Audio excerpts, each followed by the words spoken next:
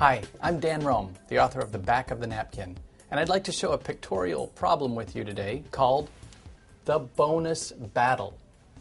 A couple of weeks ago, I was in New York. I was meeting an investment bank. They said to me, Dan, we have a big problem. Although we've had a super profitable year, everybody hates us. The American public, they hate us. The media, they hate us. Even President Obama, who used to love us, even he hates us now.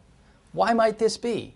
I said, well, I believe we can solve problems with pictures, so let's look at some pictures. The first picture we have to start with is a picture of TARP. If you remember back to the year 2008, $700 billion given by Secretary of the Treasury Hank Paulson in those days to help bail out the American economy. Of that $700 billion, about $250 billion went to banks, and most of that went to 6 banks. Citibank got $45 billion. Bank of America got $45 billion. J.P. Morgan Chase got $25 billion. Wells Fargo, $25 billion. Goldman Sachs, $10 billion. Morgan Stanley, $10 billion. But the good news was they got the money, they used it, and they were able to pay it back. These banks are very happy because they were able to pay back all their money. But the president is really mad. And in fact, there's about $120 billion out of TARP that's likely never to be collected back because it went to companies like AIG or General Motors, never coming back. The president is saying, banks, I'm so mad at you, I want you to pay back all of this money as well. Well, now let's think about that for a moment. Why would he want to do that? Why is he so upset? Let's think about the profitability of the Wall Street banks in the year 2009.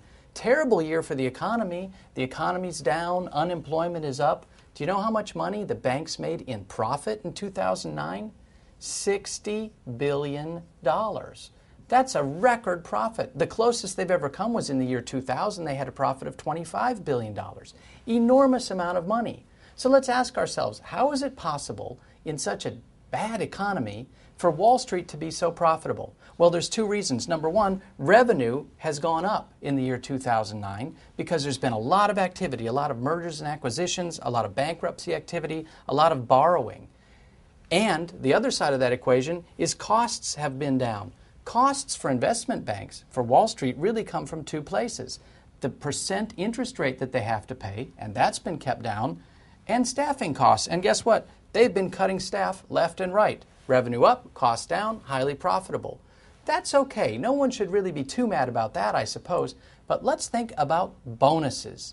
How much do you think in 2009 the banks are going to be paying themselves from their $60 billion in profit in bonuses? Do we think they're going to be paying half of that? Maybe 2/3 of that? No. You know how much the banks are going to pay themselves this year for bonuses for 2009? $90 billion. Now we begin to see why the president and the American public are so mad. How is it that they're able to pay $90 billion in bonuses when they didn't even make that much money? Because bonuses aren't calculated on profit. Bonuses for Wall Street are calculated on total revenue. So look at Citibank for a moment. Citibank earned revenue of $115 billion in 2009, but lost $11 billion. Not a profitable year, still paying themselves record bonuses. So as I was talking to this investment bank, I said, the picture that I would draw to help you solve this problem is very simple. Simply take less money. And then we'll see what the American public and the president think about your bonuses.